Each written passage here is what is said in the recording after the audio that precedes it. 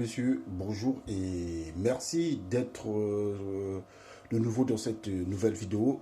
Je voudrais présenter mes excuses parce que ça fait pratiquement 2 semaines je ne fais pas des vidéos. Tout simplement parce que lorsqu'il y a eu panne de Facebook, hein, vous avez eu la semaine dernière, il y a eu panne de Facebook et mon ordinateur a complètement lâché et mon ordinateur il a complètement lâché et j'étais obligé de le ramener chez le réparateur et voir. Et le réparateur me dit que voilà, j'en ai encore beaucoup de temps parce qu'il y a plein de virus qui se sont éparpillés dans mon ordinateur. Du coup, tout est mort. J'ai plus accès à cela. Et aujourd'hui, je voudrais prendre cette occasion pour vous signifier que même si l'ordinateur il est cassé, cela ne va pas m'empêcher de faire des vidéos. Je suis d'accord avec vous, cela ne va pas m'empêcher de faire des vidéos. Et aujourd'hui, je voudrais répondre à une question qu'un ami m'a posée depuis l'Afrique. Il m'a demandé est-ce que quels sont les pour et les contre pour lui pour venir en France. Alors, aujourd'hui, je veux tout simplement répondre à cette question parce que j'ai plein d'amis qui me posent des questions. Ils veulent venir en France, ils veulent émigrer en France et ils veulent me demander de poser des questions. Quel est le pour et le contre? Alors, je vais d'abord prendre l'exemple de mon propre passé, les tractations que j'ai eues. Avant de venir en France, j'étais financier.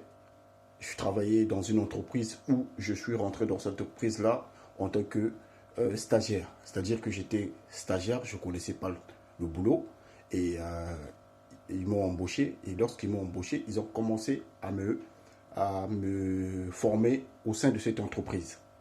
Et bien après, mon premier salaire quand j'ai travaillé dans cette entreprise, c'était à peu près 62 euros. Hein. C'était quelque chose de 50 et 54 000 francs CFA. Et jusqu'à ce que j'ai franchi des étapes de passer à 62 euros et jusqu'à ce que j'ai gagné au moins 700 000. 700 000. Donc plus de 1000 euros. Plus de 1500 euros à peu près. Oui, plus. À peu près 3000 ou 4000 euros.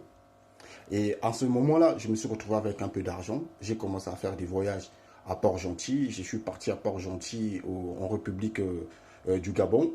Et à Port-Gentil, j'ai dormi à l'hôtel Mbanja. Hein. J'ai vécu à l'hôtel Mbanja là-bas.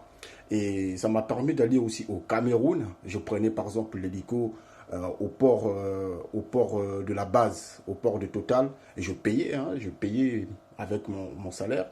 Je partais jusqu'au Cameroun. Je partais à Bolova, un week-end, je partais, mais personne n'était au courant. Personne n'était au courant. Après, j'ai fait ces petits villages, ces petits villages et les pays tout autour, les pays limitrophes de l'Afrique. Après, j'ai décidé de venir en France. Alors, avant de venir en France, j'avais pas du tout, je me suis pas du tout renseigné avant de venir. Hein. J'ai pris mon billet comme ça. Je suis parti à l'ambassade et je suis parti à l'ambassade. J'ai dit que voilà, je veux partir. Ils m'ont posé des questions. Tu vas aller faire quoi là-bas? Moi, je leur ai dit que voilà, je vais en France, je travaille ici. Ils m'ont demandé mon salaire. Ils ont vu, ah, vous avez un grand salaire. Il n'y a pas de souci avec vous. Vous pouvez partir et vous pouvez revenir. Vous n'avez pas de souci. Moi, je dis ok.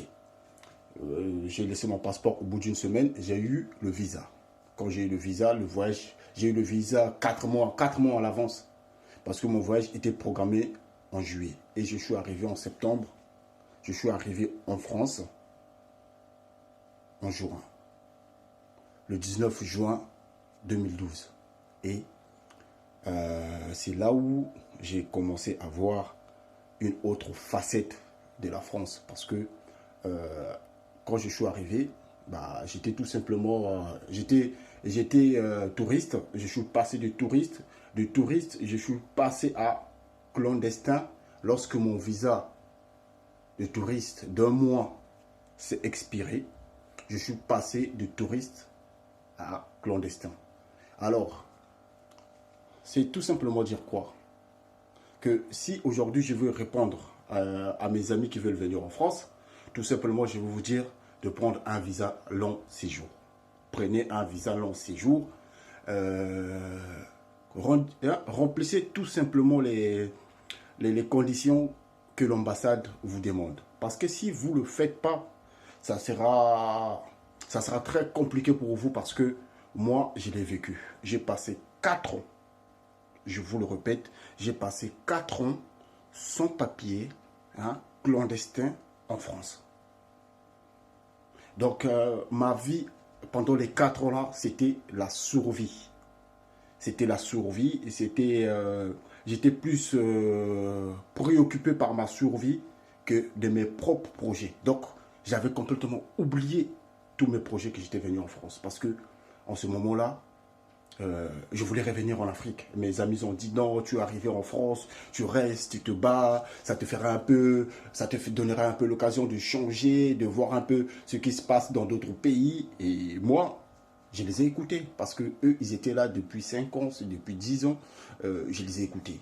Mais après, quand je les ai écoutés, bien évidemment, quand tu viens en France, bah, on vous demande de payer l'hôtel 1 mois et demi à l'avance. Donc moi, j'avais pris un hôtel où j'ai payé 52 000 francs par nuit pendant 1 mois et demi. Depuis l'Afrique, j'avais payé ça.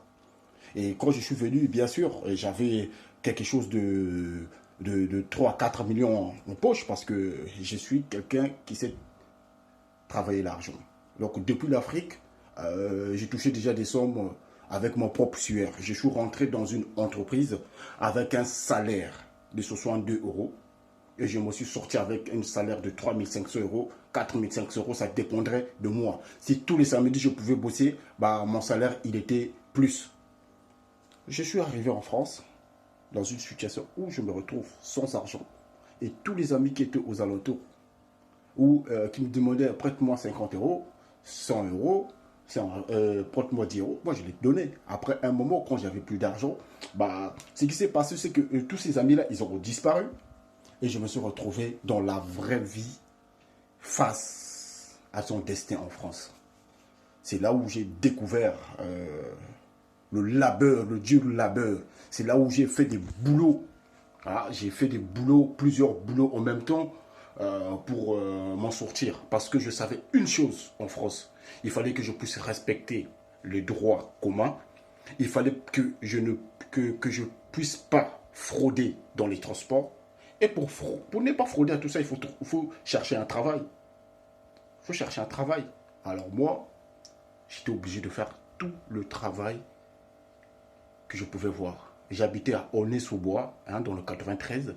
Je partais jusqu'au marché de Montfermeil tout le matin pour aller voir si je pouvais avoir du boulot pour que je ne manque pas surtout d'argent pour payer le ticket.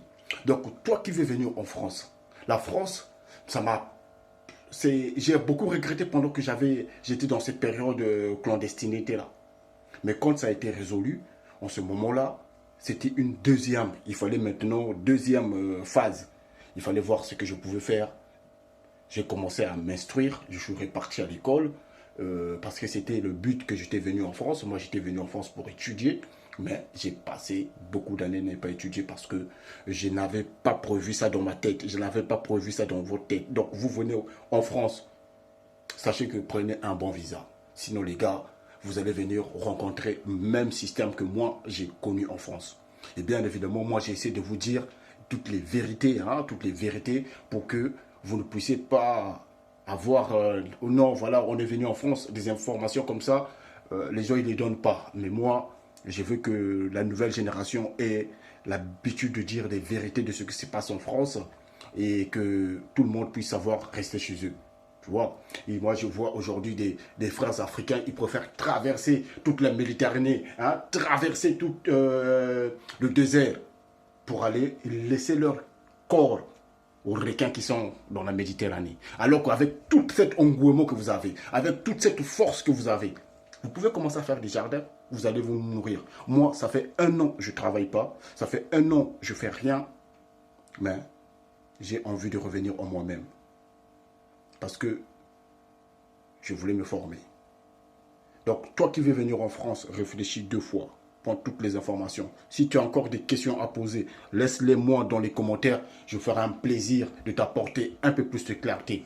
Pour ceux qui sont tombés, c'est pour ceux qui arrivent pour la première fois dans cette chaîne, Je m'appelle Giscard Guns, je suis consultant en marketing numérique et formateur. Je forme des étudiants qui veulent devenir des consultants en marketing pour pouvoir lancer leur business en ligne, créer leur business en ligne et savoir comment le business marche. Le business, il est lucratif.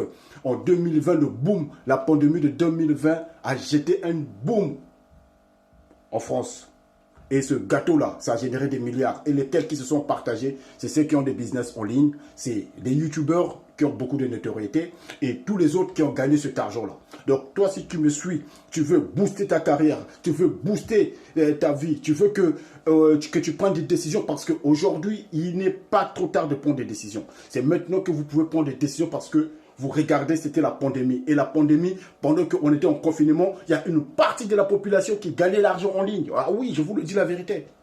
Moi, ça fait plus de 3 ans, je suis en train de suivre ce chemin-là, entre mon travail parallèle, que j'ai arrêté de travailler pendant 1 an, parce que je voulais développer l'entreprise. Je voulais savoir dans l'entreprise, qu'est-ce qui se passe, hein?